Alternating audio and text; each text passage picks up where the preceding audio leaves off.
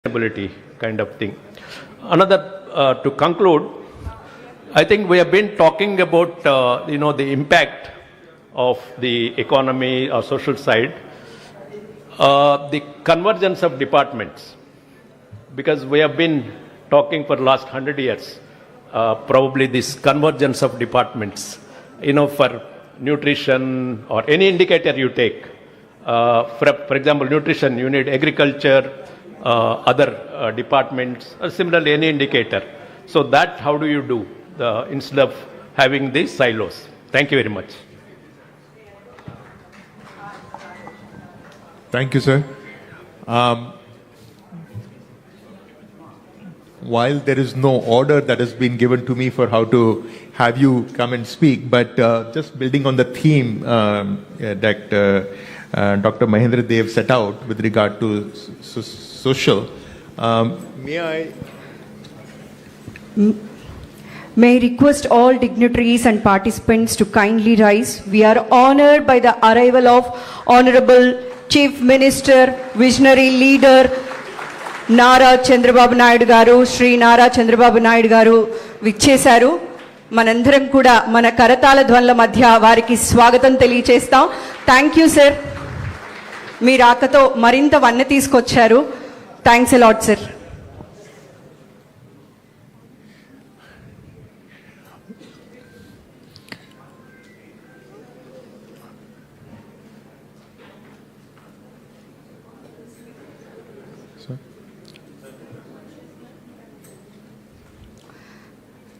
Sir, with your permission, we are continuing the panel discussion. Thank you, sir. Sir, with your permission, can I continue, sir? Sure. Thank you, sir.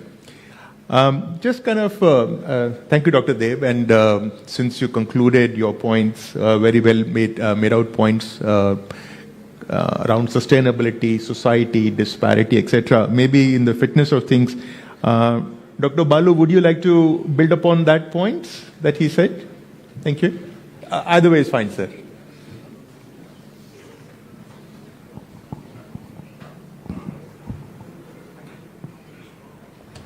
Thank you so much for shifting the focus back to society and social good. Honorable Chief Minister and all the fellow co-panelists, I have the unfortunate pleasure of sitting amongst all economists on the stage.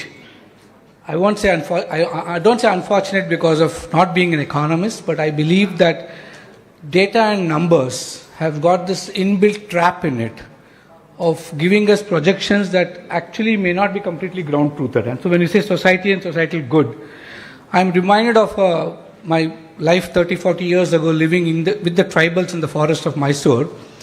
And I was walking through some of the tribal colonies, and one particular family told me that they got 15 kilograms of food grains from the ration shop.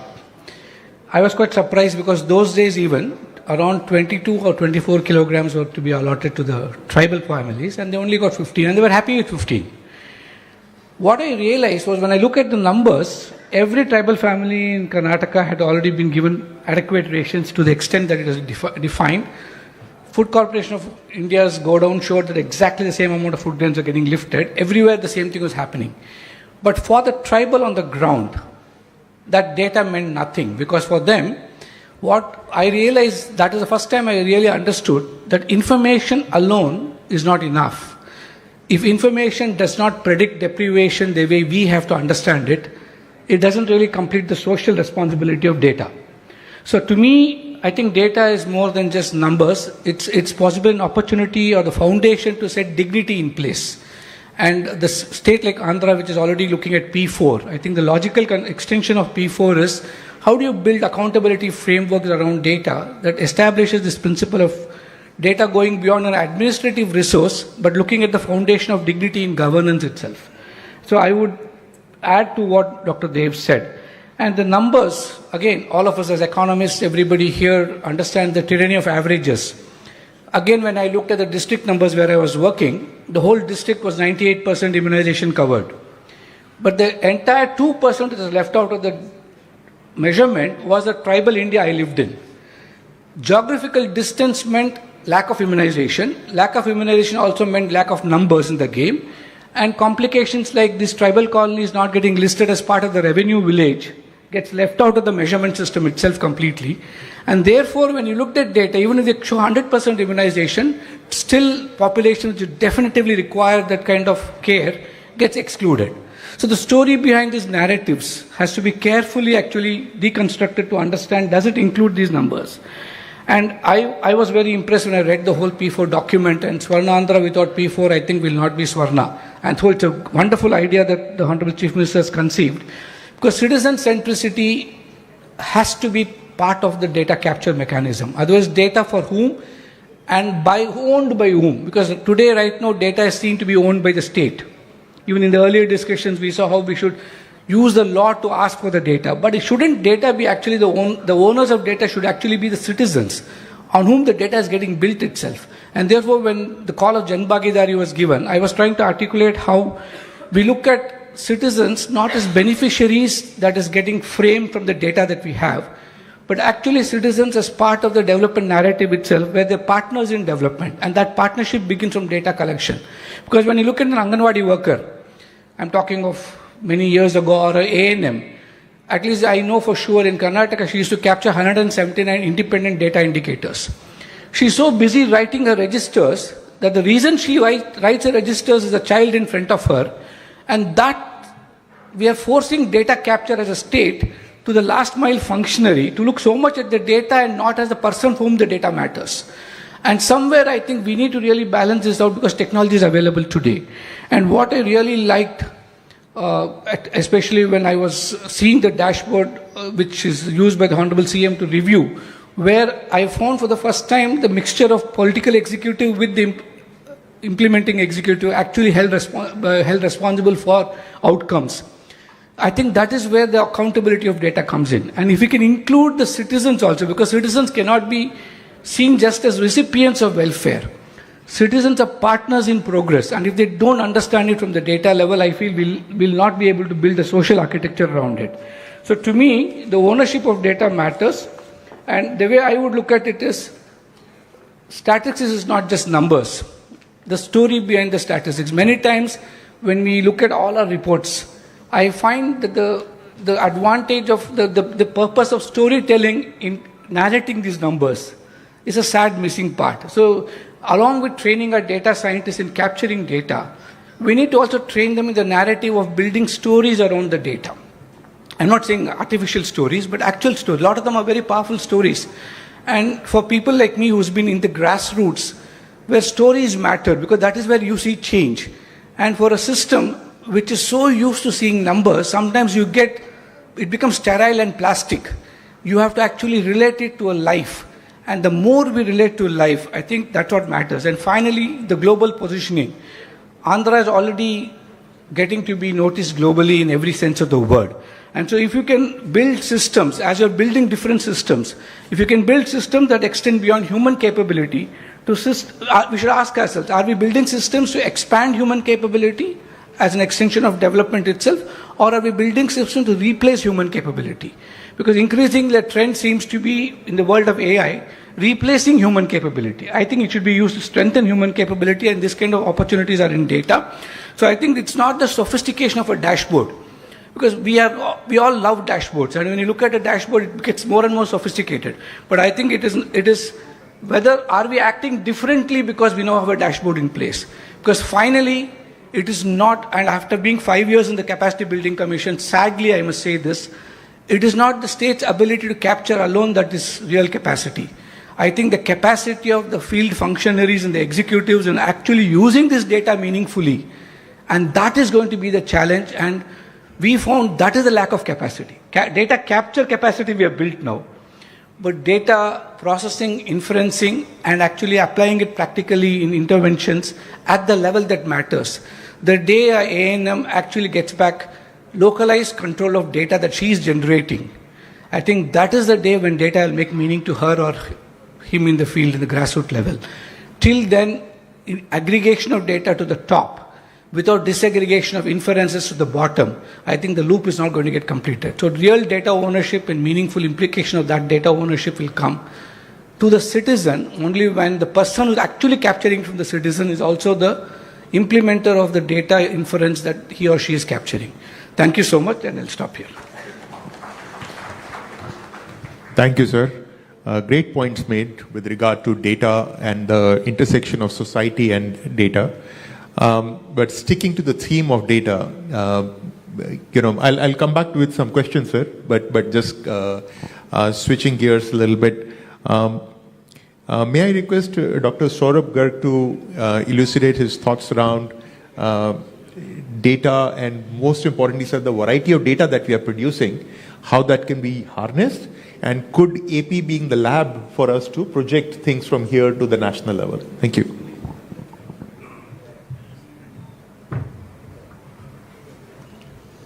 Honorable Chief Minister, as we talk of a Viksit Bharat at 2047 and a Swan Andhra at 2047, I think the realization that it has to be data-based is increasingly there. So up till now, our focus was much more at national level indicators and state level indicators. Going forward, the focus will be district and perhaps even below district, which we haven't really talked about at mandal level or tehsil level indicators and using data. That is one aspect of it. The second is now we have a much greater amount of data. We have administrative data, extensive administrative data, including, for example, GST. We were discussing how GST data can be used so much more to get district level estimates. Apart from that, we have a lot of alternate data. We have geospatial data, we have mobile data, which is, or big data which is available. So how we can harness that for district level estimates, which in turn will ensure that when we are making policies which are focused for a Swan Andhra or a Viksit Bharat, they are so much more cost economic and also more effective. For this purpose, that is why from the Ministry of Statistics, we are working with the state governments, and I think Andhra Pradesh has been one of the first one to have this kind of a conference through the planning department, talking about how data can be leveraged. One of the 2 or 3 things which we will need to do to ensure this, one is to harmonize the data so that the definitions, the concepts, the classifications of that data of different departments are uniform. I won't say same, so that they can talk to each other, the data can talk to each other, it is interoperable. And for that purpose, there are guidelines that we have put out which will help the states, and we are working with the states on that. So that is one on harmonization of data. The second is how to ensure that the accessibility of data is so much more. Honorable Prime Minister in the Chief Secretary's conference had mentioned कि हम लोग अपना data ले लेते हैं और फिर cupboard में बंद कर देते हैं कि कोई देख ना पाए वो data. Until we use that data, we will not be able to move forward on our Viksit Bharat or on Swan Andhra. So how to ensure that accessibility of that data is there? Obviously, we have to take into account privacy, confidentiality, and laws are for that. So that's the second point I would want to emphasize when we are talking about using data for the next 20 odd years. And the third is how we can generate more district level estimates. For example, we have different surveys that we do for informal sector employment, informal sector manufacturing or services, the PLFS and the annual survey of unincorporated sector. So if we also do this at the district level, the state governments participate and Andhra Pradesh is participating with us, we will be able to get a bottom-up generation of district level estimates. And we just saw the more than 500 odd KPIs which have been identified. It will help to streamline these KPIs much more going forward. And the third thing which I would want to add is how we can develop more use cases. Gati Shakti is one use case where 1700 data sets come together for project planning. We have Vahan database, which with insurance is being used. So each department would have some use cases where they need data of another department.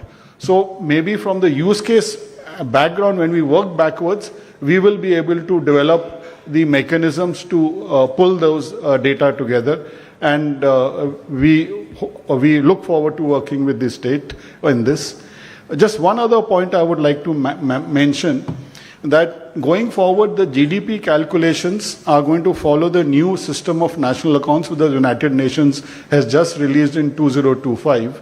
And there are three things which are new in that, and which over the next few years we will incorporate in the GDP or bring it out alongside the GDP. One is that recognize the data as an asset, so that what is the value of that data we are understand, and who can harness that value best, the private sector, the government, and how we can do it in a manner which is digital privacy compliant. The second is, what are the changes in the natural resources that are happening, the depletion of natural resources. We were talking of sustainability. So that concept is entering into the GDP calculations itself. And the third, which again what I think the chairman PMEAC referred to was on the disparities, is on well-being, how well we are able to capture well-being of the citizens. So these are three concepts which will enter GDP, and I'm sure this will also help to ensure that our Viksit Bharat and Swarna Andhra are so much more dispersed and widespread. Thank you.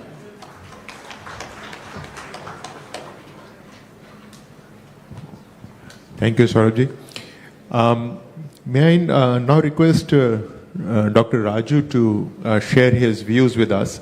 As he had shared in his presentation earlier, that they kind of had this full life cycle of data analysis, policy, action, and the feedback implemented at the UP. And the other thing that struck me was the disparity that he showed between, at the district level, between the highest growing district and the smallest growing district. I'm sure there are some learnings now that Honorable Chief Minister is also here, sir. Would you like to share your thoughts on that? Thank you so much.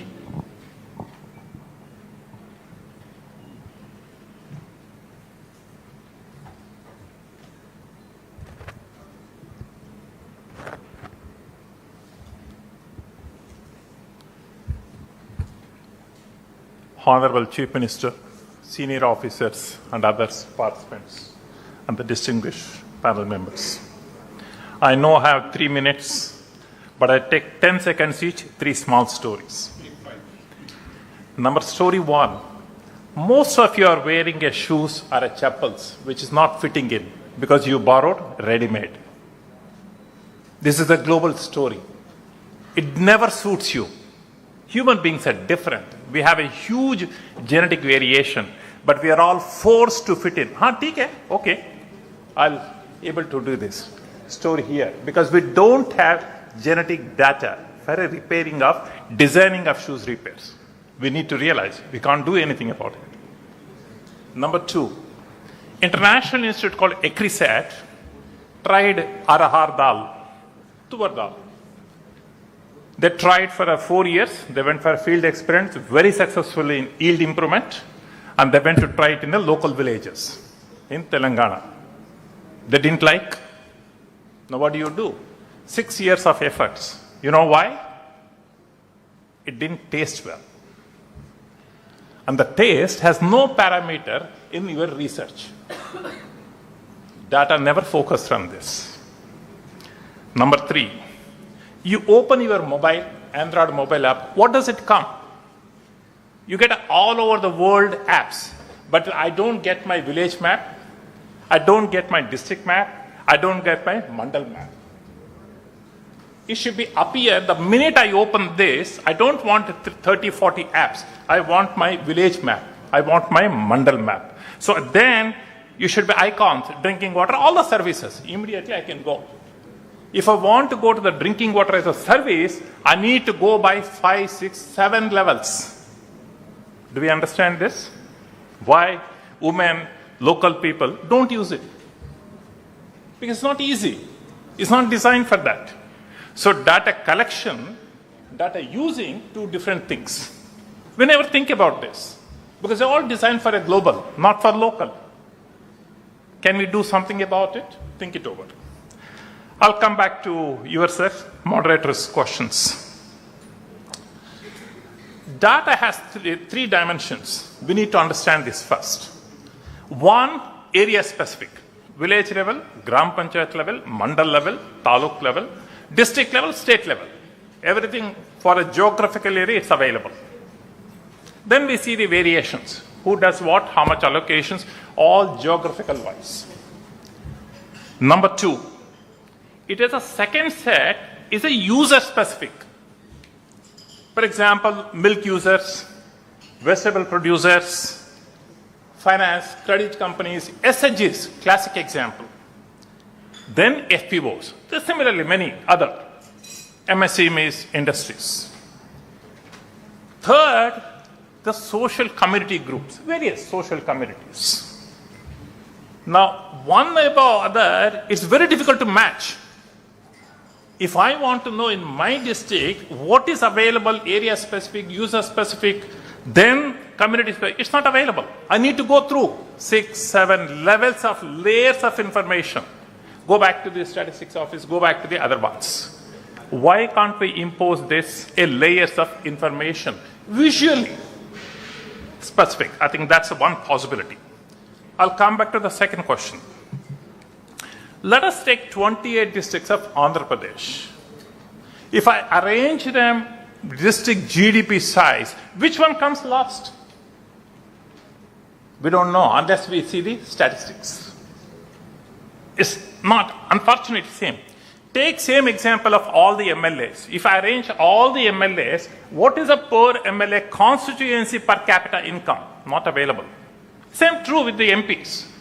My dream is put all the 763 districts. If all them can come, then we know where is this bottom districts. And where are the bottom 545 MPs? Where are they? Well, every MPs, every MLAs in this country, same set of facilities, but why are they there? How do we enable them? Is it a state responsibility? Is it the country's responsibility? Is the data not available? We don't have a scene. Please visualize. We don't have this scenario where we can see all the MPs are mapped and who are the bottom line MPs. And where all the MLAs mapped, where is the bottom MLAs? Why are they there? It may be good to see, for example, Bangalore has 28 MLAs. Is all MLAs are same per capita income in their constituency? We don't know. Same as Delhi, same as Hyderabad. So how do we enable to ask the right questions? If an MLA comes or MP comes to the CM or a PM, how do we know what they have done? We don't have that information. Is it hidden or we are not built? Some of these things, that would be really useful. Thank you, time. Thank you, sir. Dr. Nageshwaran, if I may just invite you to share your views, please. Since you're the Chief Economic Advisor, I request you to bring a wrap around the various points that were made. Thank you so much.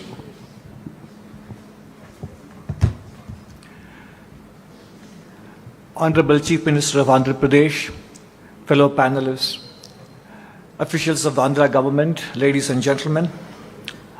The session's theme is about data, statistics, and India's growth agenda. And if there is one chief minister over the last 3 decades at multiple points in time has left his imprint on the vision and execution for not only India to become a developed nation, but for his state to become the frontline state in that journey, it is our Honorable Chief Minister, Chandrababu Naidu, sir. Therefore, it is an extraordinary privilege and opportunity, sir, to be able to share my thoughts with you on this occasion. Sir, we are a data-rich society, but we still remain information poor. And therefore, this economic intelligence 2-day workshop comes at a very opportune moment because the Ministry of Statistics has done a lot of reforms over the last 2 years under Dr. Garg. And therefore, it is an opportune time to implement them in states as well. So this is a good time to dovetail what is happening at the national level, and therefore this two-day workshop is an important milestone in the journey. Some important pointers we need to keep in mind as we do this exercise at the state level also. First thing is to realize that one template will not fit all states. Depending on the state's endowment in agriculture or industry or services or at the district level, the kind of data that we collect and the kind of information systems we put in place will have to match with the district's endowments and the strengths, rather than having one template that suits all states and all districts. And secondly, states have to focus, and this is true for national level data also, we have to prioritize timeliness over precision in terms of data availability. Because a precise number delivered too late will not be useful for public policy.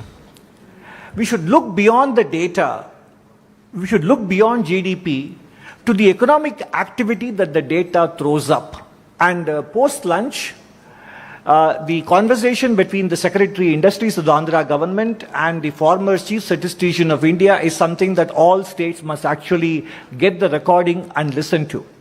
Because what Mr. TCA Anant shared in that speech provides an important template, not only for Andhra's goals and aspirations, but for every other state to marry granular data, external data, with the GST data which states own. So therefore, it is up to the states to demand that the GST Council make available the data that will enable them to plan at the district level the kind of economic vision that the Honorable Chief Minister has for the state. And then, data should be released in a form and manner that all people can use them. They should be machine readable and they should be interoperable. One citizen, one definition is important. This morning we had a waiting for Darshan at Tirumala. The Secretary of Statistics, Dr. Garg, said the definition of a Pakka housing has at least 4 to 5 definitions within the union government, different ministries itself. So that needs to change. So when we come to statistics, it should be one country, one citizen, one definition. I will conclude with 4 important caveats, not only for this state, but for the other states and the union government to keep in mind, because this is one thing that this state has done so well, Andhra Pradesh, and we saw evidence of it in the last half a day so far, decomposing the headline ambition into granular targets. And we saw plenty of evidence of it. So it is not just one headline number, it is broken down all the way down to the tehsil or to districts, to different sectors, and so on and so forth. But therefore the next step is we need to focus on measuring outcomes and not just output. Just to give one example, a kilometer of road laid is an output. The reduction in logistics cost and the farm gate to port time is the outcome. Therefore, department should be measured on the outcome and not on the output. And then, closing the loop, data should trigger action and it should reach a desk which has the authority to act. And then aligning incentives. The data and outcome metrics should be linked to department performance. And the last thing is, whenever we create targets, they create incentives to manage the target itself and not the outcome. So therefore, we have to be able to create metrics that are hard to game. In closing, I would say, we do not lack the ambition, we do not lack the data, but we have often lacked the disciplined plumbing that turns a number into a decision. And this workshop is going to go a long way in making sure that the plumbing of Andhra Pradesh's vision is so strongly and securely laid that I expect, in keeping with its letter A, which places it at the front of the list of 28 states, will also make Andhra Pradesh the frontline state in India's aspirational journey. Thank you very much.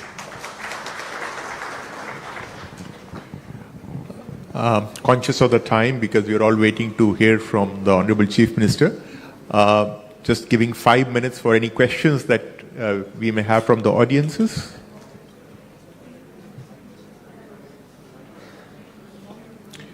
while the mic is being distributed, may I just request the panelists to just one last one, just to conclude.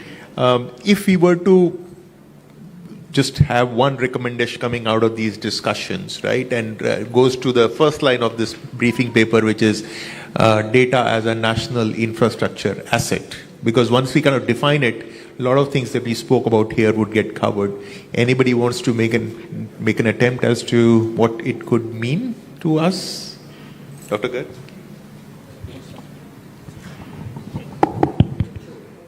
So, I mean, if there was only one recommendation or one thing which I would want each department in the government of Andhra Pradesh to just inventorize or even just make a list of what data they have.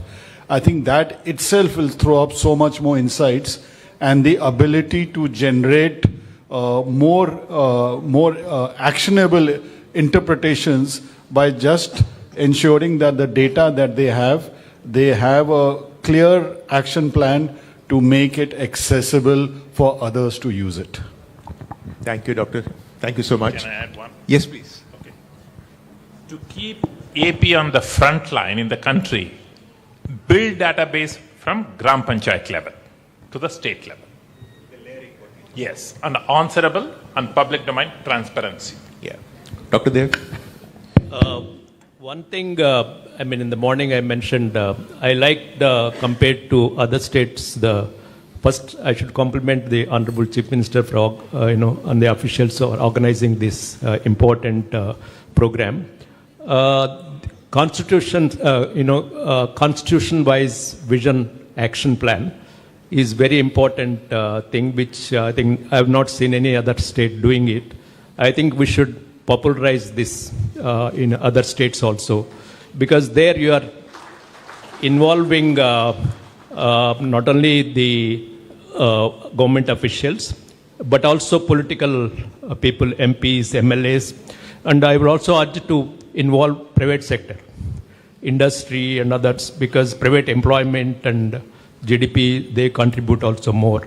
And of course, ordinary citizens. So this, I think I like, this is the one thing I like. Sure. Thank you. My way of looking at it would be in alignment to the P4 vision.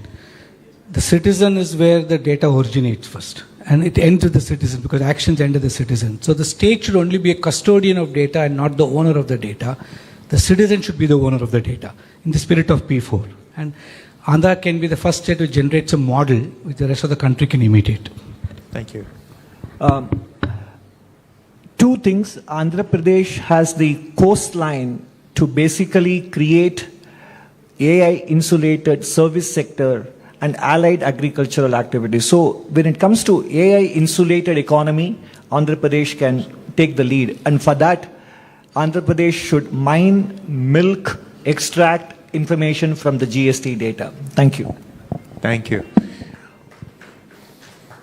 Thank you, my panelists. I hand it back to you, please. Thank you so much. Thank you, sir.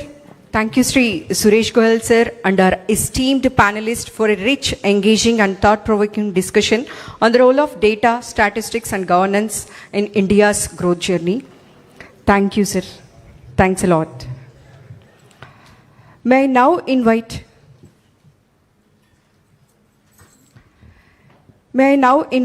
Sri Piyush Kumar, sir, IAS, Principal Secretary, Finance and Planning, Government of Andhra Pradesh, to present a brief summary of the key deliberations and takeaways from the today's discussion.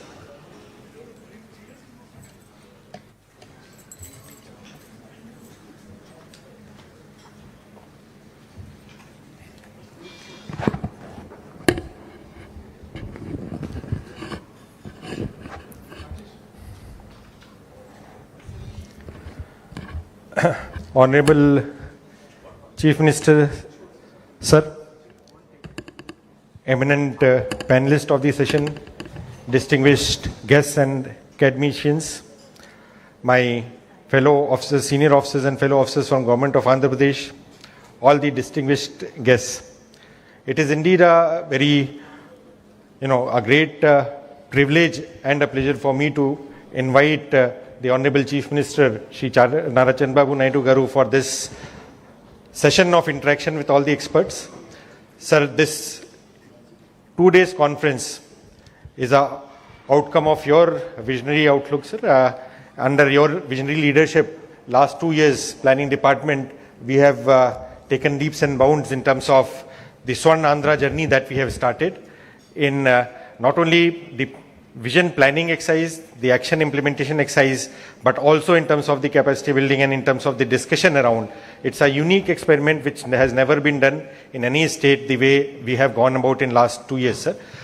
The fact that the galaxy of experts that have gathered today bears testimony to your vision and your engagement in the economic field and economic sector, the way it has come up. Almost everybody responded to our call, and we have had yesterday evening onwards a great gathering that has been coming to this the auspicious temple city with darshan and with this conference. So once again, I thank all of you, all the experts and panels who have come here, all the Government of India, Government of Andhra Pradesh secretaries and the HODs who are here, sir. So guided by your visionary outlook, we had started this journey in 24th June when we had undertaken this vision action plan. So Swarn Andhra vision at 2047 was something along with Padi Sutralu, which was shared by us under the visionary, your leadership, sir. So it is best, I think the audience will also will like to listen from you about that, how we had partnered with Niti Aayog, we had taken up that journey, sir. Further to that, December 24, when we had prepared the vision plan, the next question was how do we implement it? And that is where the unique experiment about district vision units and the constituency vision units, which the honorable panel members also talked about, and Mahendra sir also mentioned, a unique experiment that we did. Each constituency wise, not only we have engaged the officials there, but academicians also and the public representatives at that level. Along with that, we also worked upon the KPIs, the key performing indicators. These are comprehensive universe of data set that is being generated. Almost 650 KPIs that we are capturing, automated system from the bottom up at the mandal level, at the district level, aggregated again in the constituency level. So it gives a roadmap of what is the constituency and district performance. So the collector's review, and that is happening through that intervention. We started sometime in last year, May, we had completed this. This includes about 200 economic parameters, around 150 SDGs, the social parameters, as well as the governance parameters. Now, having come to that, sir, in this journey, sir, we partnered with our knowledge partners, the KPMG and National Council of Applied Economic Research NACER team had come in and we had taken up. We have now gone around the field and looked at how this is coming up. But we felt that there is a need for capacity. Again, Honorable CM sir nudged us and encouraged us to look at the capacity, because much of these concepts at the field level, village is the level at which it happens, and the field level officials have to be fully understanding the concept. So given that requirement, we partnered with Pehle India Foundation, who has done some work in UP also, and also Gujarat and other models. We looked at UP model also. Along with Secretary Mosby, we also discussed about the unincorporated sector survey that has to be taken up. Similarly, we also discussed with the experts from NACER side how the data, real-time data that is being captured, how we can be using that for our now casting and a real-time review of the thing. So we have a AI task force with our internal, nearly about 20 departments which are taking up. So weather data generated in terms of electricity consumption in commercial production. Similarly, data sets on GST is a valuable data set about, what are the different parameters, because a lot of things are captured there. But the problem is that we have to have a theoretical framework. The AI or the intelligence system can be as intelligent as we want to make it. The underlying themes have to be correct. Whether it is a consumption data, whether it is a production data, that we need to put it in contextually. And therefore, this 2 days workshop became important, sir. As part of this engagement, sir, this is not only 2 days workshop is one component of this capacity building. We are also taking up a 90-day program where almost 30 experts we have engaged along with Pehle India team, which are going to districts. So they are in 5 zones, 5 districts that they have already covered. Each district, member of 5 experts. These are research associates and they are going there, spending 1 week time to understand the district profile, the constituency profile. As part of that engagement, we have also requested them to, while we are capturing these hundreds of voluminous data, let us zero in. In fact, today morning session also, it was discussed that 4 or 5 indicators which will vary across the district, but what are those 4 or 5 indicators which contribute to 80% of, let's say, gross value addition. Similarly, we discussed with MOSPI, already district level, district domestic products. MOSPI has now given a framework where so far GDP was being devolved into GSDP. We are already doing as a district domestic product. And in fact, under the visionary guidance of our Chief Minister, we have gone to mandal level domestic product and constituency domestic product. So we really like experts or MOSPI and NISA to look at it. How do these, combine into, the mandal level, that aggregation of that domestic product in GVA, how we do. So these are the points that are being discussed today and tomorrow. Tomorrow again, we have 17 subsectors in our state from the three primary industrial and service sectors. So those sessions will also be happening, sir. Today morning, the sessions engaged interaction on various themes, big data analytics, how it is to be taken up. Similarly, the UP experiment. We also had our collector, Bapatla, who has, in the GSDP, the Bapatla district, though it is middle ranking, but it has jumped 8 points from 13th rank to 8th rank. So what are these strategies? So the collector could really present how the, based on the collector's reviews, the per capita GDP, where is the ranking and what are the factors contributing to GVA and where, what should be the development strategy. He could elucidate that. The speakers were also very happy with the, mesmerized with the kind of presentation, sir. So we hope as part of these 2 days exercise that we develop our theoretical framework and we prepare our field level officers into understanding this. So as part of this exercise, almost 2,000 master trainers and 6,000 mandal level officials will be training and will be monitoring. Also the content of online training will be developing based on the real-time field, sir, which will be available for a 6 months or 8 months review. So capacity building is integral part of that, sir. With your permission, sir, I will just 5 minutes what is the district training that is happening will show, sir, and then we will request Honorable CM to give his views. Thank you, sir.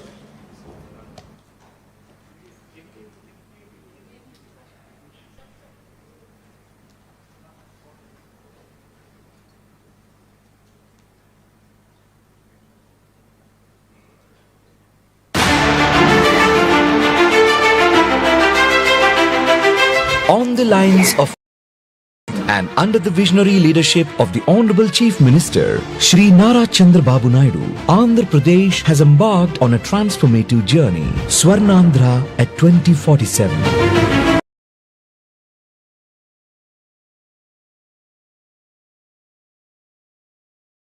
Pathway for growth. Localized vision plans translate state goals into actionable outcomes. Guided by the Padisutralu, ensuring inclusive, sustainable and future-ready development across every region. Swarnandhra conceptualizes action planning and implementation at all levels, state, district, constituency and mandal. To drive implementation, dedicated institutional mechanisms, district vision action plan units and constituency vision action plan units have been established. A robust KPI-based monitoring system tracks performance across departments, districts, constituencies and mandals, measuring progress in economic growth, SDGs and governance outcomes. To further strengthen this framework, a dedicated GSDP AI task force is building advanced economic intelligence systems, enabling real-time understanding of the economy and empowering faster, data-driven decision-making. KPIs future లో government of India ఒకటే చేస్తుంది. First time Andhra Pradesh లో మనం చేస్తున్నాం. ఇప్పుడు కూడా only state in the country. ఇప్పుడు రాబోయే రోజుల్లో ప్రాసెస్ అంతా మంత్లీ ఎస్టాబ్లిష్ చేయాలని, దానికోసం ఇప్పుడు కీ పర్ఫార్మెన్స్ ఇండికేటర్ కూడా ఎస్టాబ్లిష్ చేసుకున్నాం. ఎవరేం చేశారో it will be on record. Analytics తీసుకోవడం విత్ ఇన్ నో టైం. ఏ అధికారి ఉన్నప్పుడు ఎక్కడ పని చేశాడో ఒక్కసారి తీసుకుంటే ఒక క్లిక్ కొట్టి ఆటోమేటిక్ వచ్చే పరిస్థితి వస్తుంది. That is the systems we are building now. Together, These initiatives are creating a governance model that is data-driven, accountable, and outcome-focused.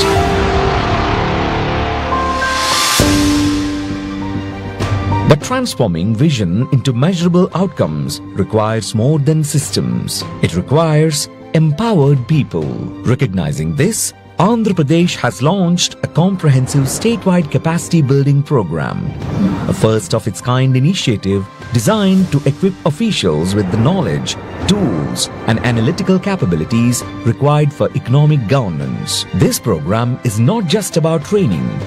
It is about enabling every official to understand the economy, interpret data, and take informed decisions that directly contribute to growth.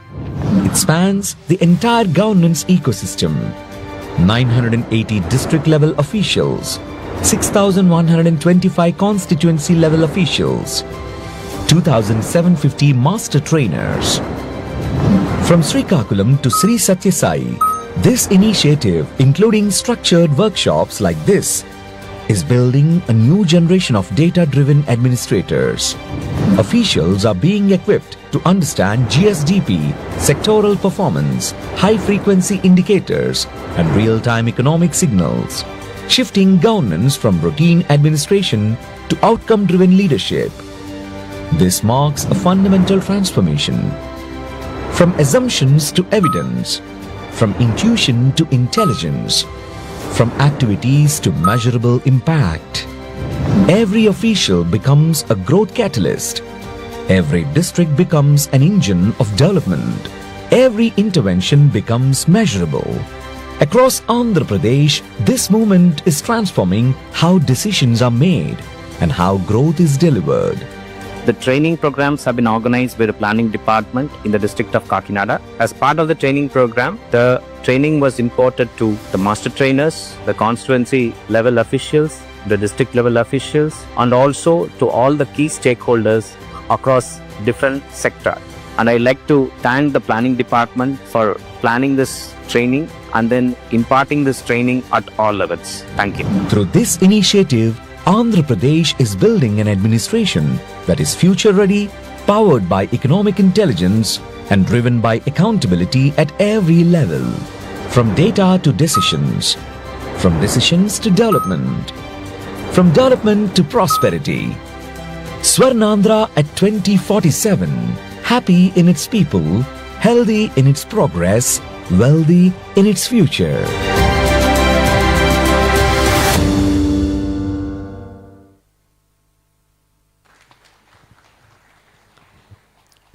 It is now my proud privilege to invite the Honorable Chief Minister of Andhra Pradesh, Sri Nara Chandrababu Naidu Garu, to deliver the leadership address on Swarnandhra 2047 vision and call to action for measuring and translating growth to Swarnandhra outcomes.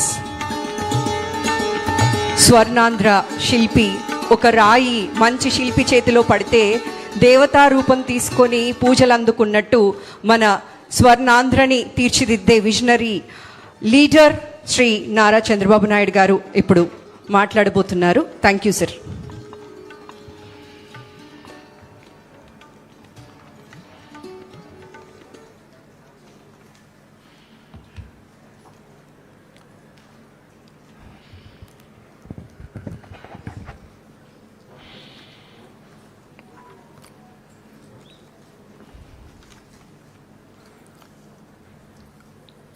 First of all, I wanted to extend warm welcome for extraordinary gathering here today. Especially so many experts, starting with I welcome Professor K.V. Raju, Member Niti Ayog, and Dr. Balasubramanyam, Member Niti Ayog. I also extend my welcome to Ananta Nageswaran, Chief Economic Advisor, Government of India, and also Dr. Subhash Garg, Secretary, Minister of Statistics and Program Implementation, and also especially very important Mahendra Dev Professor, Chairman Economic Advisory to the Prime Minister. This is the gathering, if you see all of them, total eminent personalities to frame the policy, to guide the governments. You are all here. And also Rajiv from Pahle India is also here. This is where it is very nearer to me, to my heart also. Not now, for the last 3 decades. First time I became CM in 1995. I have seen the systems, how they are functioning. We started economic reforms in 1991. China started economic reforms in 1978, only 13 years ahead of us. Then I prepared first vision in this country by engaging McKinsey, world best consultant at that time. Everybody asked him, what you are doing? Some people criticized me. I prepared Vision 2020. 2020, there is a meaning also, perfect vision. Then everybody told me, it is not 2020, it is only Vision 420. I faced that criticism also. But at one stage, at that time he was only a scientist. After retirement, Abdul Kalam came to me, he asked me how we prepared. I want to prepare vision document for the nation. Then I called him. We had a lunch meeting. We explained all the details. Up to that time, if you see, technology is not matured. I started IT. Nobody imagined why I am talking about IT. Then I started IT, first time, internet revolution has come, world has become a global village. Before that, what America is doing, we don't know. After 3 days, 4 days, we used to know in papers, late news. That is where I networked with Bill Gates. I asked his appointment. Then he told me, I don't have any work with politicians. First of all, that is the impression about politician. Politician does not know anything. Why should we waste our time? We are business people. Then I told him, I am having something to share with you. Give me 10 minutes. With great difficulty, he told me, you come, join in cocktail party. Today, at least, if you join cocktail party, we are having some credibility. Nobody will believe. At that time, if you join immediately, we will be branded as party in that angle.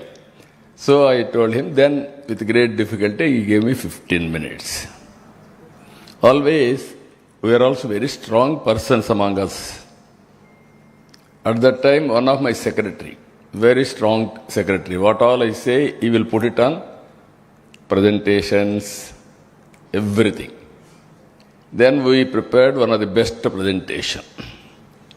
Then I gave around 14 to 15 slides, not more than that. Always, I believe, 12 to 15, maximum around 15. I gave my vision. After seeing my vision, he told me, I entirely agree with you. What can I do for you? I don't have any work with you. If at all you are willing, you cannot ignore India. India is very strong in 2 aspects. One is we are strong in mathematics. Zero innovated by Indian. Second one, British, they took even my Kohinoor diamond, but they left English to us. These are all deadly combinations for IT. He entirely agreed with me. You are 100% right. We will work together.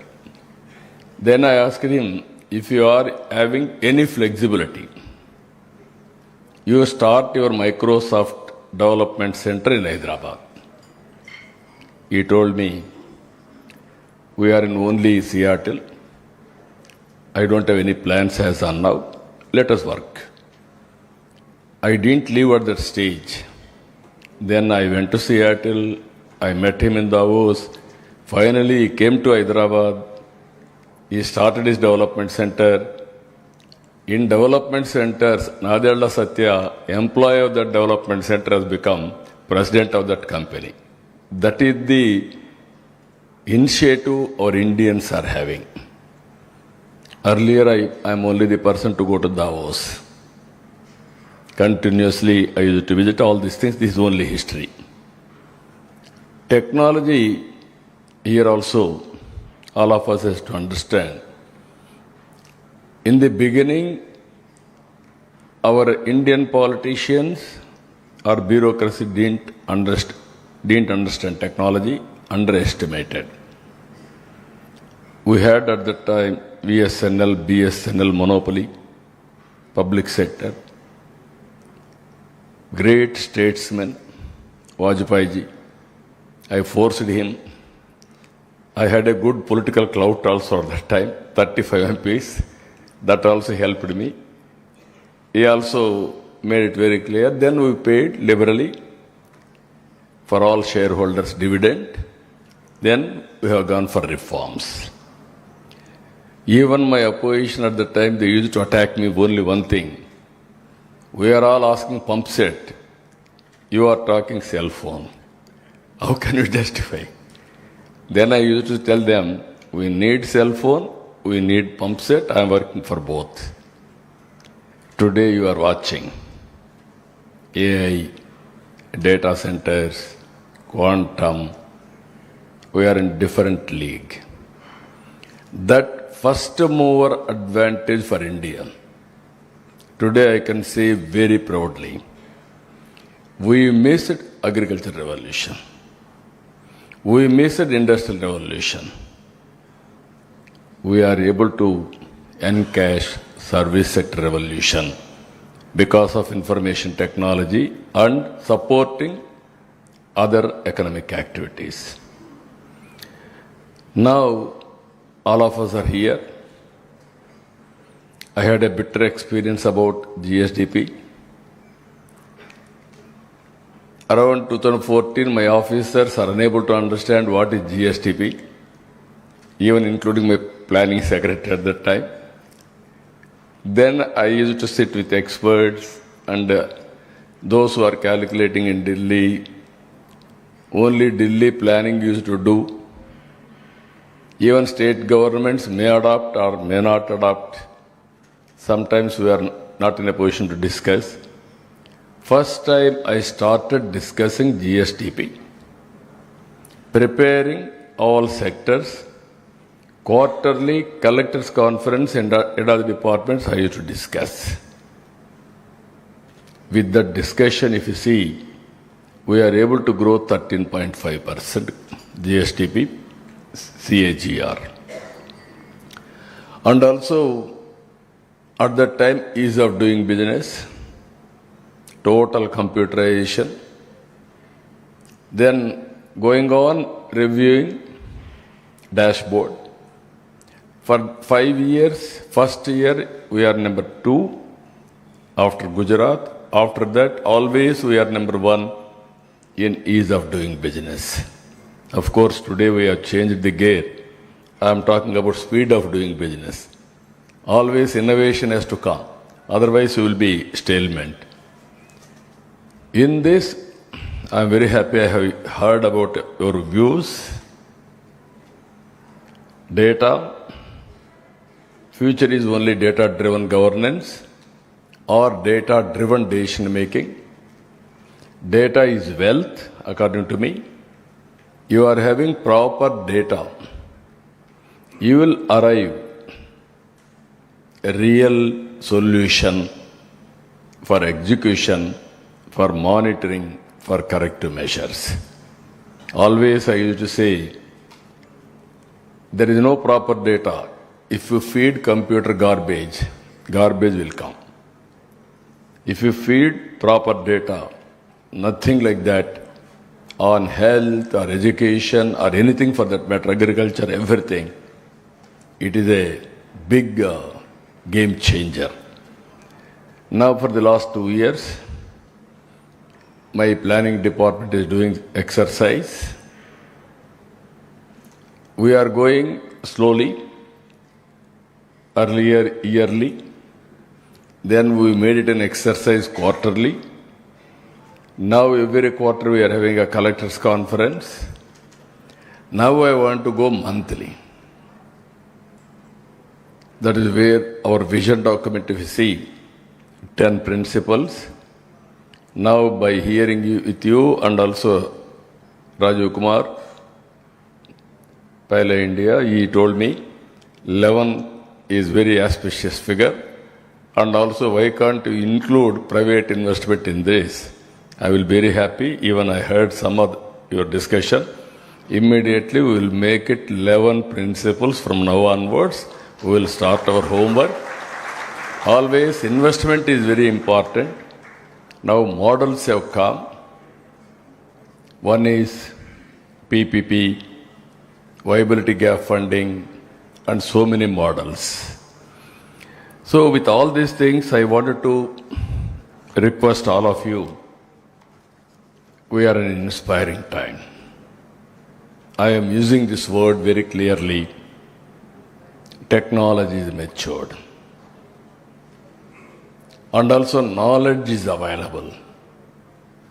And also if you see here in our government,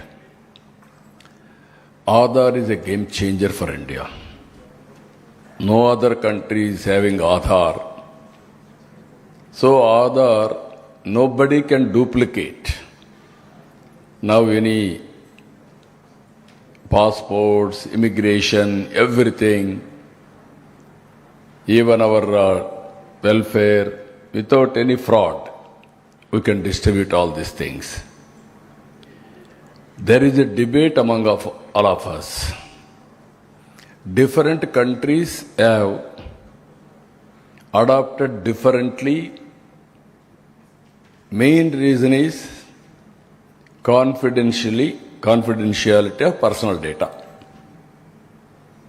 We are not in a position to differentiate confidentiality of personal data, even today, according to me. Now, GST, it is online for every citizen. We can identify income tax, it is online. Even my property tax, it is online. Only issue is synchronization of data is not available, that's all. Now I am talking about health. One best project, Sanjeevani project. This Sanjeevani project, every individual health record, I can put it on digital. Keep confidentiality. Whenever you are interested to know the final conclusions, some more things, mask data, names, all these things, go for analytics. In Andhra Pradesh, around 75 lakhs, around 8 million are critical patients. Different problems. Having all these things, once in 3 months, I wanted to go for total clinical tests. I will know the position of each person health. Then on the basis of that, I can go further. Preventive, real-time monitoring, and curative at cost-effective solutions. I wanted to integrate yoga, meditation, pranayama. Sometimes if you see, always mind is the biggest problem for anybody. Not now, from the beginning I am quoting secret book. What is secret book? You wanted to achieve a vision, it will register people like you. I will approach, or otherwise you will search for stakeholders. We are all common in mind. We will gather together some point. Some people wanted to commit crime. They will search for criminals. They will gather together to get it done. Some people wanted to have a evening party. Those who are all there, they will join there. This is life I have seen very clearly. There is nothing secret in it. Now PM, Honorable PM, is wanted to do always something, innovation. So many innovations are coming. So what I want to tell all of you, you are all different walks of life, very eminent persons. Here we established data lake. In data lake, all historical data we have kept in warehousing, data center. Present data will come to data warehousing. Data lake it will come. In data lake, I am using AI. So that I want to go for different modules for application. Simultaneously, we got an idea aware. Outside data, I wanted to collect real time through satellite, through drones, IoTs, sensors, CCTV cameras, and also, if necessary, wearables for health devices. Then all data will come. Wind quality or air quality, wind direction, even sometimes surface water, water bodies, what is the water available, groundwater, even prediction of monsoon. So many things, what are all variables for health devices. Then all data will come. Wind quality or air quality, wind direction, even sometimes surface water, water bodies, what is the water available, groundwater, even prediction of monsoon.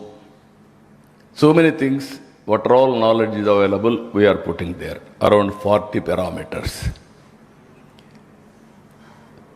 Real-time data is flowing, all my files, everything. Funds, everything we are earmarking.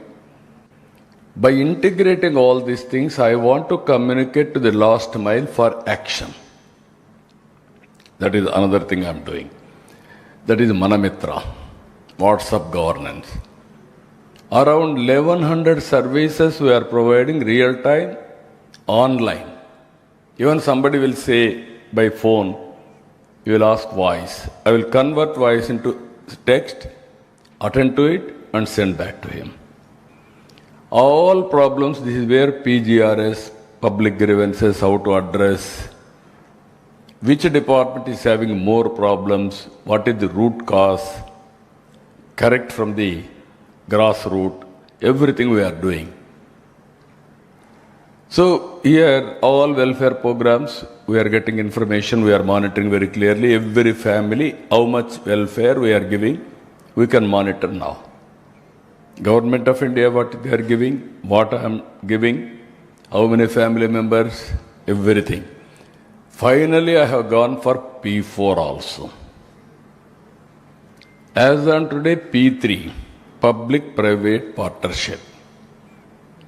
All our wealth has been created through public-private partnership.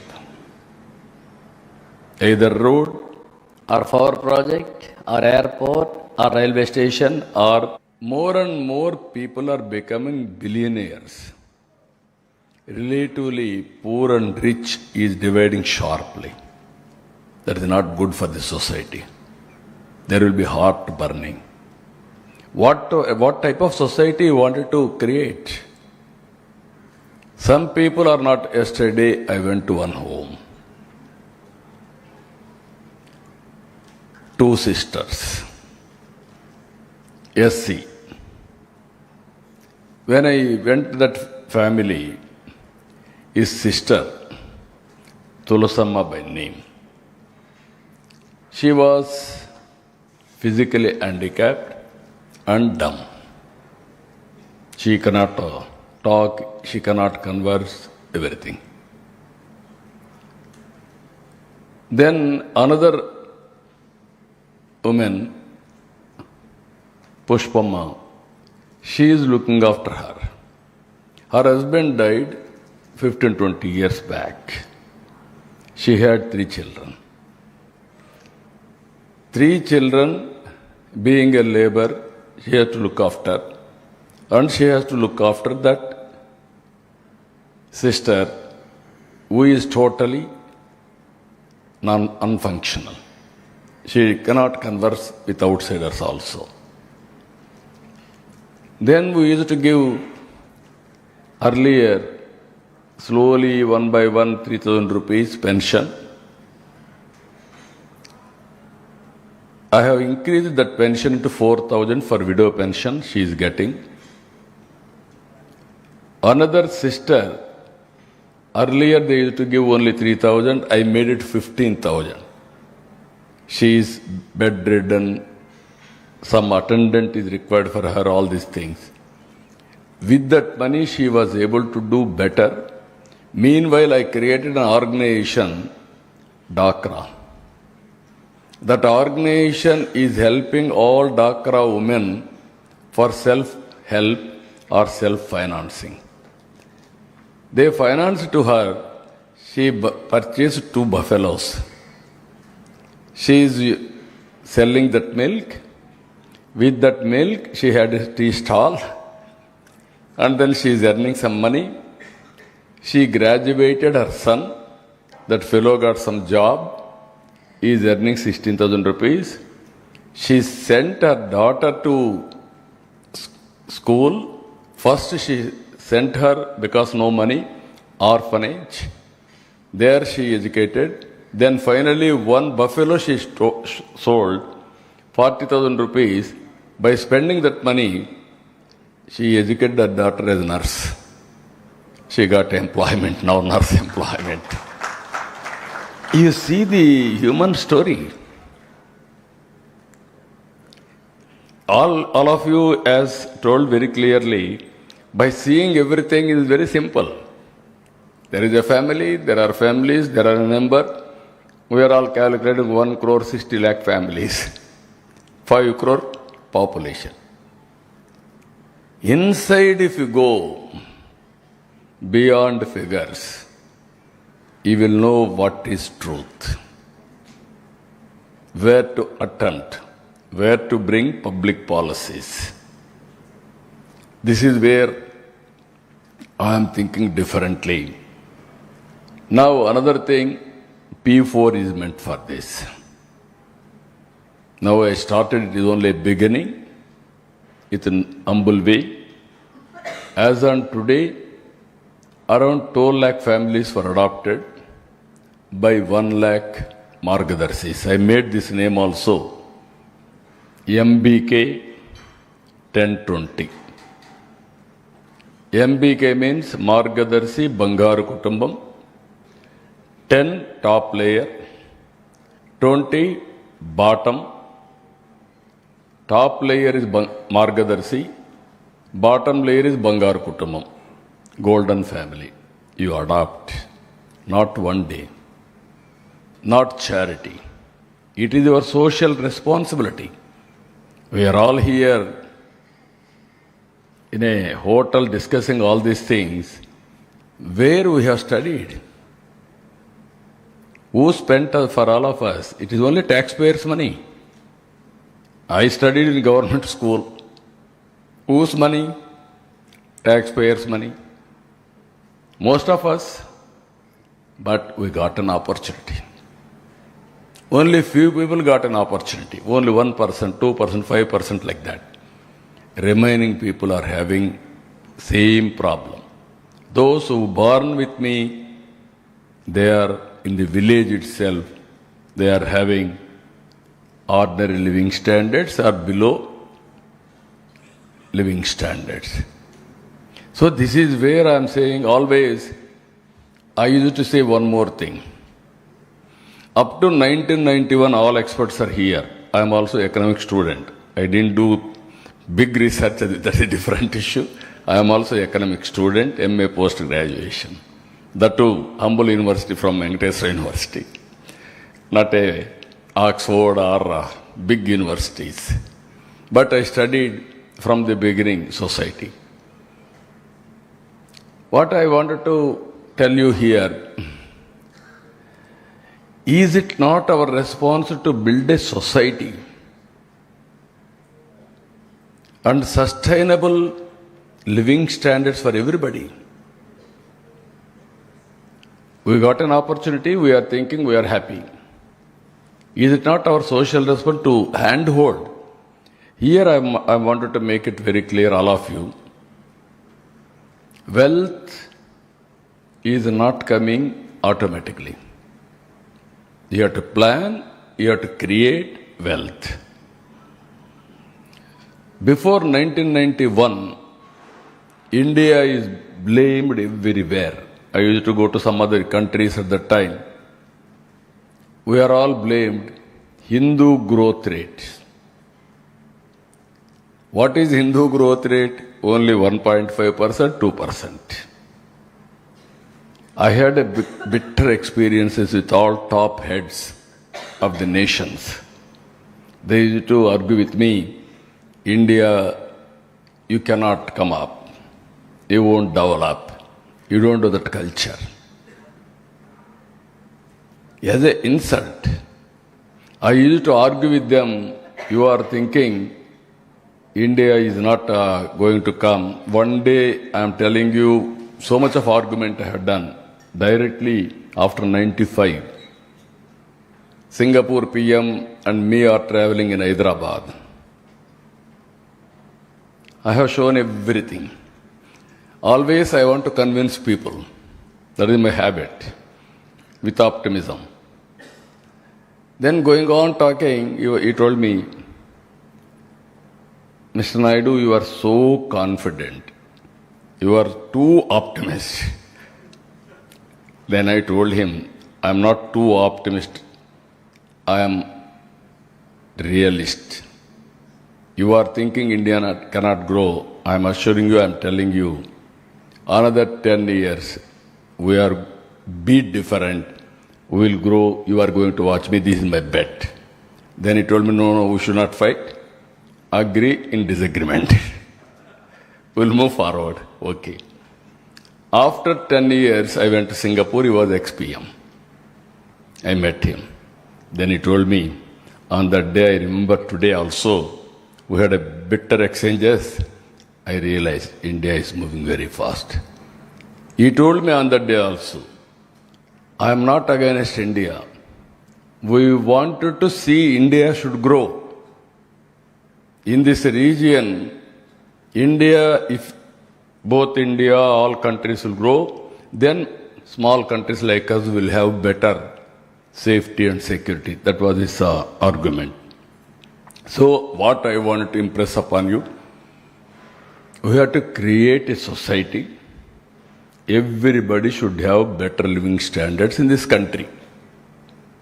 That is where MBK I am asking. Continuous process of hand-holding top people and bottom. Someday, Bangaru Kutumbam will become Margadarsi. Margadarsi will become Bangaru Kutumbam. Various seasons. We are all talking. I have seen Jamindars. In childhood, I have seen big brands. Today, that brands are not there. All big brands vanish.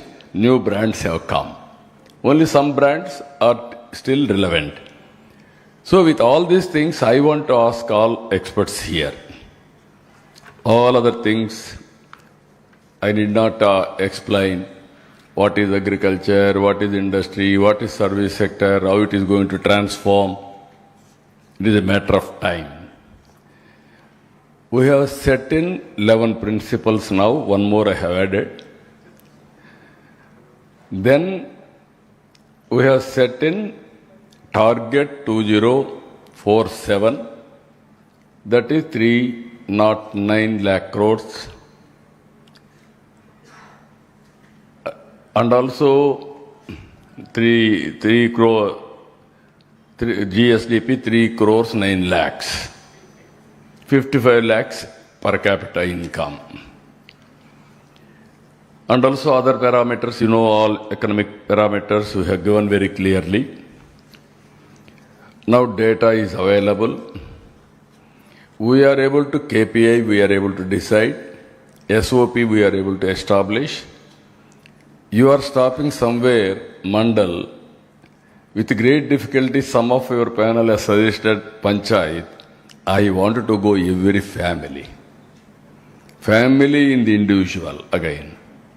I am saying individual security, family empowerment. Why I am saying individual security? Because of my old age pension, family members are treating elders very well because of that money. I am giving 4,000 rupees. It is costing 2,000 rupees for them food. Remaining 2,000 rupees, it is helping their family for other expenditure. That is where we brought. Otherwise, if you give that money to family head or somebody, they may not give food for them. They may not treat them properly. This is where every family member, individual should be treated very well. With that money, again, empowerment. Nowadays, another problem, social problems we are facing.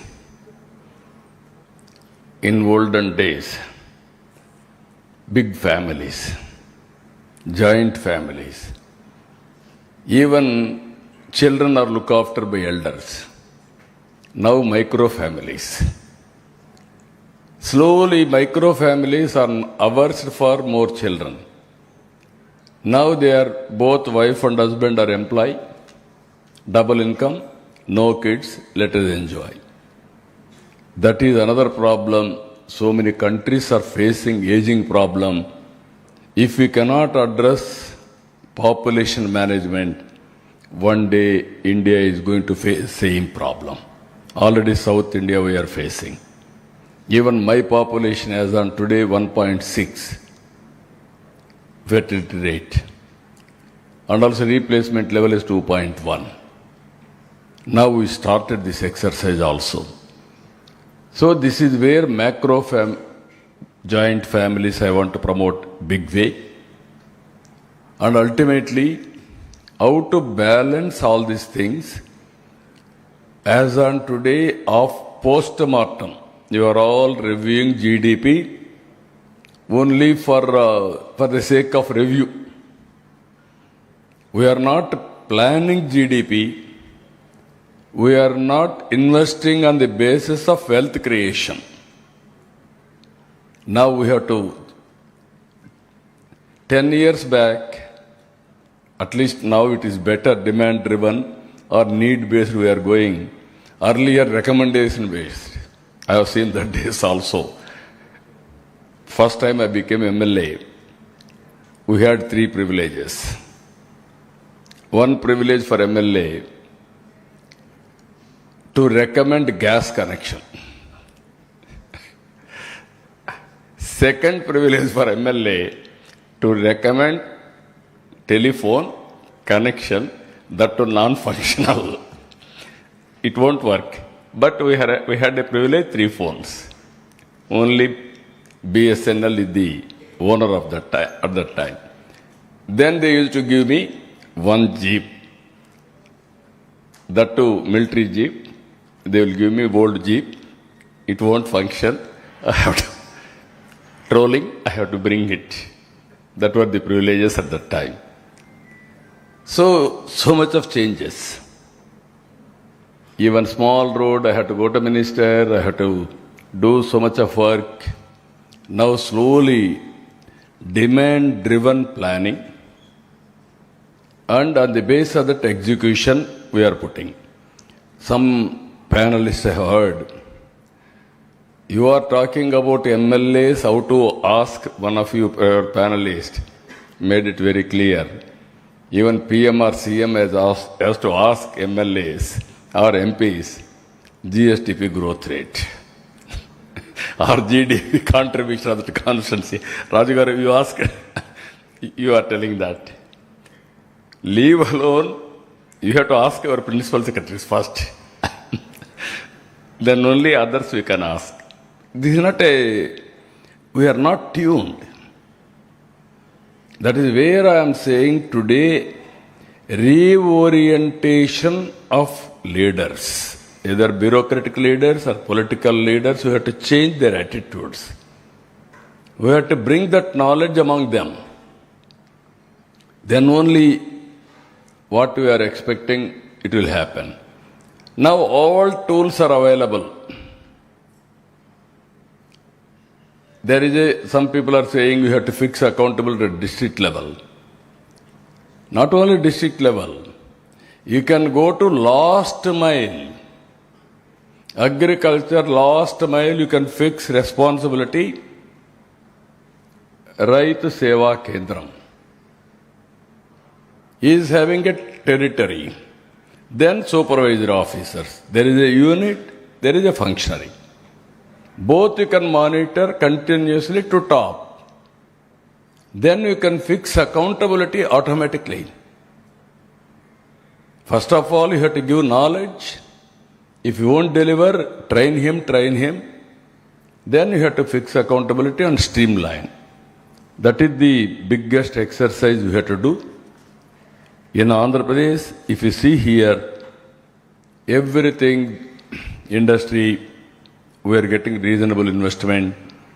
We are going service sector in a big way, especially tourism in the future, employment generation, there I am going in a big way. Even I have fixed 50,000 keys in Andhra Pradesh within 5 years' time. We had only classified rooms nearly 2,500 or 3,000 or 4,000. Now we are going quantum multiplication of all these things. Even opportunities, we have gone through everything. Regional basis we are going. Now you have to tell me economic intelligence, various parameters. We are going for key performing KPIs.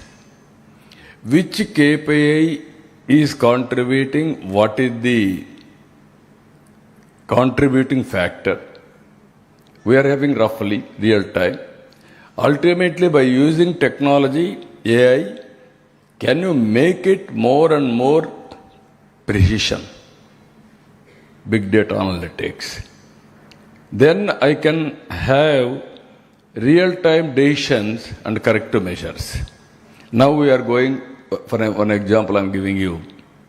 It is a process, is very difficult. I have started 1100 services, real-time, online, we are providing. With great difficulty, we are able to reach 50% online, 50% physical touch. Slowly, now 60%. Now, we have started 60% or 65% public satisfaction. I am doing technology auditing. Then I am asking IVRS, QR code, various ways I am obtaining information from stakeholder. Then recently I started in public meeting, one side my district officers, another side politician, opposite public. Then I am asking, this is my officer, this is the satisfaction level. What is your explanation, you tell me. Slowly they are picking up. Now my goal is this year 80% public satisfaction. Then I want to go to 90%. Any deficiencies, I want either physical deficiencies or service delivery deficiencies, will correct it. Ultimately, public satisfaction is very, very important. Then only they will listen to me, otherwise there will be dissatisfaction. This economic intelligence, what Pala India is doing, you are training. There also we have laid good infrastructure. District level collectors, all my collectors are online now. And also we have engaged one of the best leading academic institutions as a knowledge partner. They are working with them. Then go further, constituency level, one nodal officer. MLA will be the chairman of that committee. District, I am involving parliamentary member and also concerned minister. Now I want to, if you go these 3-4 levels, plan panchayat as a unit and also plan short term, medium term, long term planning for a family as a unit. Taking family members as a resource apart from other assets. I have seen yesterday some survey from Government of India. Visakhapatnam, highest working population, 52%. That is a good sign. Can we increase 70%? This type of surveys you have to do now. Their per capita income is 6,65,000. Now data centers are coming. So many things are coming. Tomorrow it will be 15 lakhs. Quantum jump in knowledge economy. This is where I am asking all of you, GST or otherwise, our various touch points. Wherever there is a touch point, you can collect. Now, your Ministry of Statistics, I am having this a big doubt. Even information age, continuous census. What is the meaning? I don't know. Land records are available, persons are available, Aadhaar is available, but even in Government of India, not two departments, not two data are interacting. Everybody standalone system, don't mistake me, everybody is a custodian of his data. PM is right.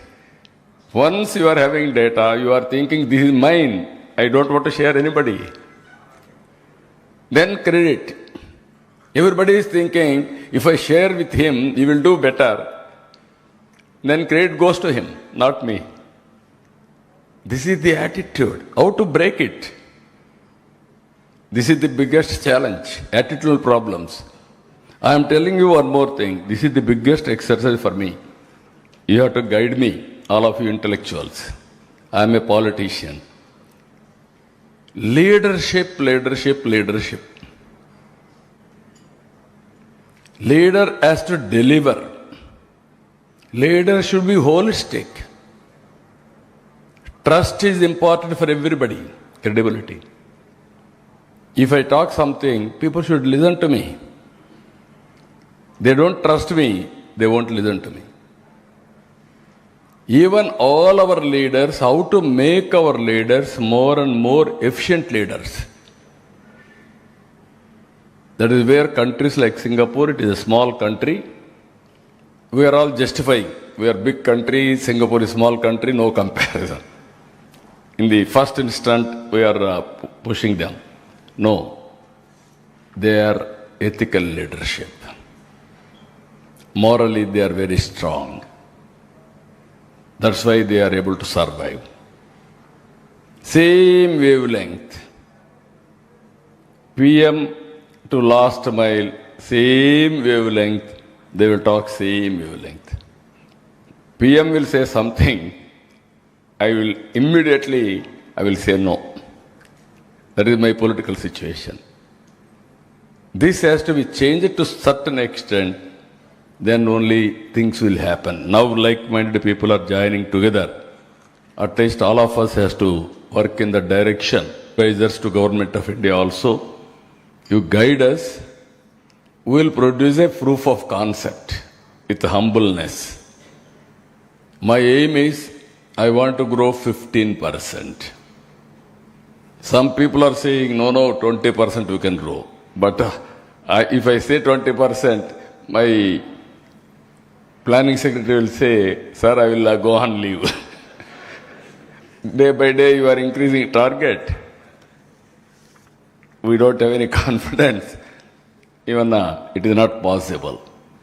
This is the biggest challenge I am facing, but this meeting is only the beginning. We are in the midway. You have seen our data. Now 2 days conference and also training program, we will reach reasonable level. Every 15 days we are having cabinet. Every monthly SIPC, SIPB. Every quarterly collectors conference. Once in 2 months head of the department's meeting and secretary's meeting. And also we are putting everything, discussing. Now data is available. Every Monday I am sitting with RTGS 2 hours for reviewing data. What data, what next, how to go about, all these things I am reviewing with them. So this is a very interesting time. So I am asking all of you, crisis will be there, find a solution, and the data is available with satellite. Some more, if you bring some more scientists to analyze real time, I will be very happy to get it done and use it and move forward. As on today, the support from all of you is amazing, extraordinary. If necessary, you guide me. I will sit as a student with you all. I will learn things. Always I am saying I am a student to learn things. Learning and de-learning is a continuous process. Today you have given so much of information to me also. While taking decisions, I will keep all these factors in mind and move forward. With this, I am thanking all of you. Thank you. Very nice of you. Now, anybody want to ask any questions or guide me differently? You can do that also. Anybody is having any questions or you wanted to guide us, you say something, please. Kriya University. They are our one of our partners. Now 4 principals out of 10, 4 principals they have taken up as custodian and take to logical conclusion. That is Kriya University. Please carry on. Sir, just like you made 10 into 11 principles, you have made our 3 into 4 today. So okay, that's good.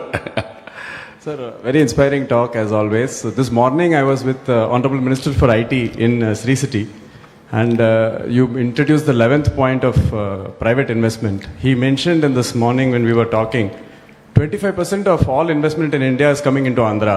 And I said, wow. He said, no, you are saying wow, but my Chief Minister is saying, where is the remaining 75%? Just wanted to share that, sir. Thank you. You are right. If you satisfy, then status quo, then diminishing. Always fight. Innovation, innovation, innovation. Morning we had a meeting, G. Ramji, inauguration by Honorable Minister and Deputy CM. Now I have come here. That is different chapter how to convince people. This is different chapter how to learn new things. This is a continuous process. Anybody? Please. Mike. It's very inspiring. And I have only one point regarding the infrastructure. Can we do something for the cities which are the engine of economic growth above the public transport as the infrastructure vehicle? What do you mean by that? For example, the transit-oriented development or any kind of, we have actually, most of the cities are actually affected by this automobile driven. We do not have the robust public transport system to connect the this community to connect the movability or the connectivity to the growth. No, that is where, as you rightly mentioned, This is what all these things are coming logistics. Out of 11 principles, one principle logistics. In village road, state highways, national highways, connecting to port, connecting to marketplace, connecting to airport or railway station, and also seamless integration of all logistics. One is road infrastructure. Second, I want to connect almost all railway logistics. For example, from Chennai to Calcutta. As on today, 2-lane. I want to go 4-lane, broad gauge, so that I can run super express, speed trains, cargo, everything connecting to port.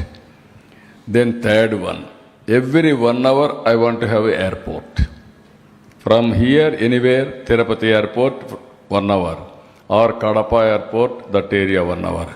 Another airports are coming like that. Within an hour, I want to go to airport, hub and spoke model. Then ports. Same thing I want to connect within reasonable area. Every 50 kilometers, one port. Ultimately, hub and spoke. Big ports, small ports, consolidation and connectivity. Either cargo or passengers.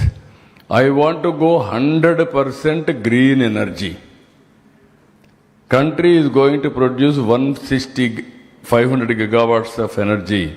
I am going to add 160 gigawatts of green energy from Andhra Pradesh. That is our motive. With all latest technologies, even everywhere charging stations, and ultimately petrol, diesel has to go, even sustainable fuel has to come. As you rightly mentioned, every connectivity, passengers, all my buses will be air-conditioned buses, public transport, tomorrow. It is not much difference, only 5% or 10%. It makes no difference in India, 46 degrees temperature. Even poor man will go comfortably anywhere and enjoy that comfort. That is where things are happening. Everything is possible provided all of us has to work together. Yes, sir. Tell me,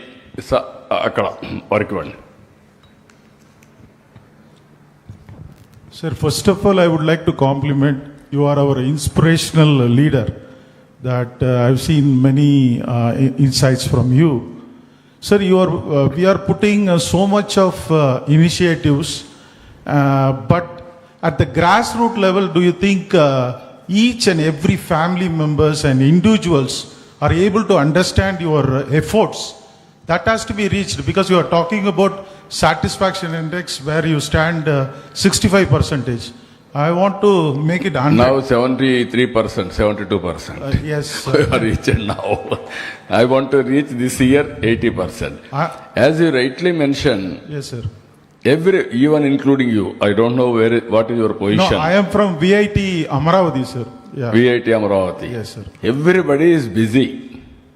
What government is doing, you are unable to understand and utilize, or how to do government, you are not in a position to contribute.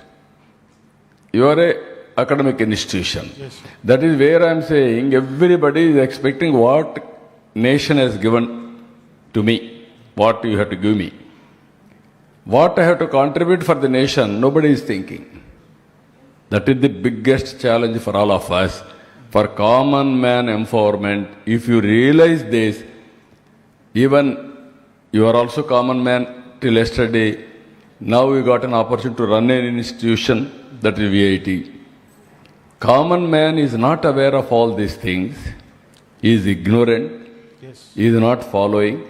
Morning to evening he is busy. Even if you tell, he may not understand. But how to make him to realize? Yeah. Even 8% of population are not having connectivity. That means bandwidth. Some people are not having smartphone, not even phone. These are all the things, how to reach over a period of time, that is important. It is a continuous process according to me. I am talking, going on meetings, I am talking. Slowly it will percolate. It will trickle down. The day will come, there is a feel-good factor that you have to keep it in mind. Ambedkar has given only one thing. For every citizen, only one vote. Women or men, weaker section or richest or billionaire also is having only one vote. Even poorest man is having one vote. That common sense is working. Even common people are having a feel-good factor. Yes, this government is doing well. This government is not doing well. This functionary is not doing well. We are thinking we are intelligent, nobody knows. Everybody, people are watching. At least that ecosystem players, they are all aware. That is what I want to say. Thank you, sir. Thank you. Thank you. Good evening, sir. Yeah, please. Sir, I am Professor Sudarshan Rao, Vice Chancellor, JNTU Anantapur, sir. Sir, your idea to take the database from even Mandal, Panchayat level to the family level is extraordinary, sir. So in that process, you need a huge number of emulators or trainers, master trainers. So in this process, I would request you to consider the huge student base of the universities in mapping these data related issues, sir. This is one request from my side. No, all universities has to use their students for this type of exercise. Even project report. Yes. How they are going to mingle with society, we have to do that. Yours is a technology. Some universities social sciences. Some universities are economic. How to bring it multidisciplinary students to do this type of jobs. This is where sometimes all our education is theoretical. More theoretical. Yes, sir. It is not practical. Again, employer, tomorrow somebody will employ. He has to retrain them, then only they will get it done things. That is the biggest challenge. We will work together. All universities, all colleges, everywhere I want to go in that direction. Sir, already with data analytics, we are seeing the many MNCs, they are entering into our private life, our data. So is there any policy from AP government to protect the privacy of the... No, 100% all these things, privacy is important. Nobody can take our data. That is some problems are there. Our semiconductor, even long back I asked one question. I have given digital currency report. Honorable PM asked me, you give me a report on digital currency, you know very well technology.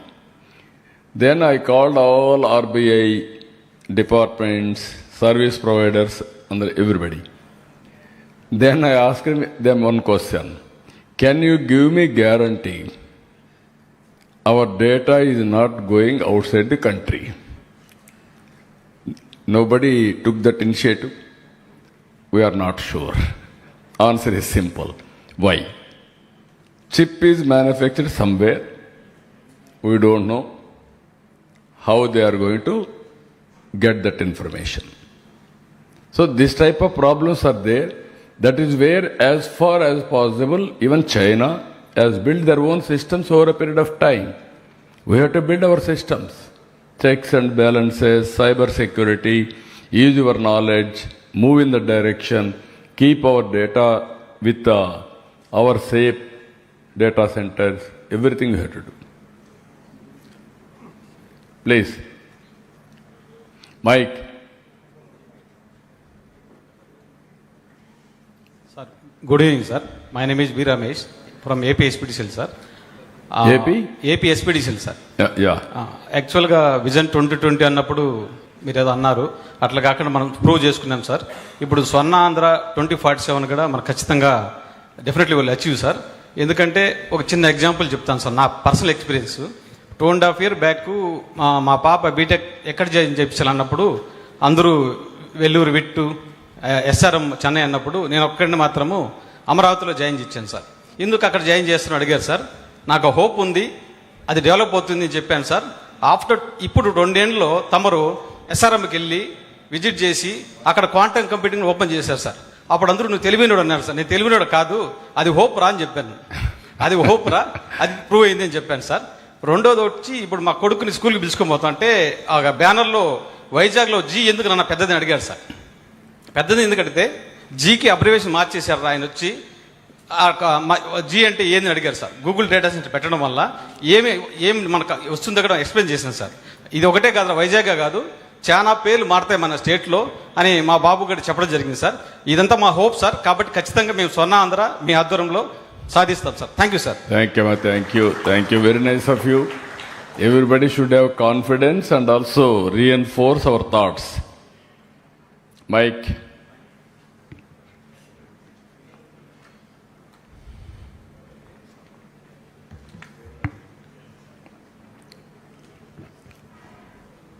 Sir, Please. Hello. Myself, Dr. Pradut Kumar Sanki from SRM University, Amravati. Everybody knows about your visionary leadership, and I feel is that one of the chief minister in our country who is thinking the technology beyond even 2047. But with that thoughts, as you have already taken initiative for data center, as you know, sir, without hardware we cannot go far beyond. So as a hardware initiative, we came to know that you already have initiated, but do you have anything in your mind to set up a fab lab, any of our growing university near in Amravati? If you could highlight some of the things on that. Yeah, you are right. Always hardware and software both has to go together. Which is first, which is second is the question mark. Long back, deregulation of telecommunication sector has come. All these years, India has become a service provider, not a product developer. Recently, Honorable Prime Minister has asked BSNL, TCS, University of Madras, and also one startup company to go for 4G. Within no time, they are able to do it. Now 5G, 6G, 7G is a matter of time. If you are having money, you can roll out. When I started quantum mission, how to go about, no clue. Then I called IBM, TCS, and also L&T. Then immediately we clinched it, partnership, everything. December, quantum computer is coming. After that, I called quantum computer parts manufacturers individually. 3-4 meetings. They have made it 5-qubit model in Amravati. Now, within 2 years' time, we are going to manufacture quantum computers from Amravati. It is going to happen. Then we are going to supply for the global community. Same thing, data center. Data center has come. Now all supporting components we are going to manufacture. Now another thing, semiconductor. Semiconductor, we are going in the direction. 9 universities are working. But still there is a lot of work we have to do. Recently I went to Singapore. They have done reasonably well. I asked all ecosystem players to come to Andhra Pradesh and study how to associate. I asked them, they are coming now. Visakhapatnam or some other place, if you have ideas, either academic institutions and business and governments, wherever public policy we are prepared to do it, wherever there is a money needed, we will finance. Ultimately, we have to innovate. Even yesterday, I have gone to Sri City, Hero Motors. That is also a story I told them. Around 2014-15, they committed to other state. Then I asked him, you have to come here. No, sir, we have committed. One day, they had a marriage in their family. All the way I went to their marriage. I embraced them. Now you are coming. Then they said, sir, how? No, this is the better place, you have to come. Then finally they decided to come to Sri City. 600 acres of land I have given. Yesterday, battery they are going. In battery, everything they are able to manufacture, only one critical component, it is coming from China. I asked them, or we are not in a position to do that. Sir, we don't have any clue, but some people are doing. We will also work it out, we will come back. So once your mind is working towards that, day will come. How China has done? Exactly 25 years back, I went to China. I toured total China, parts to parts, everywhere. At that time, they are not fluent in English. They asked me, why can't you send some lectures to us? That were the days. IT, we are better than them at that time. All of a sudden, IT, products, everything, they have gone very rapidly because their systems are their procedures. So that is where it has happened now. So with all these things, what I am saying, keep it in mind, universities, academic institutions and business people and governments, we have to work together and reach in the direction. I am very happy. Your enthusiasm, congratulations, all the best. Under the same time, some people are having travel plans also here. So we have to move in that direction. So finally, we will conclude. Anybody wanted to contribute in future, be in touch with us. With this, I am thanking all of you. Thank you one and all.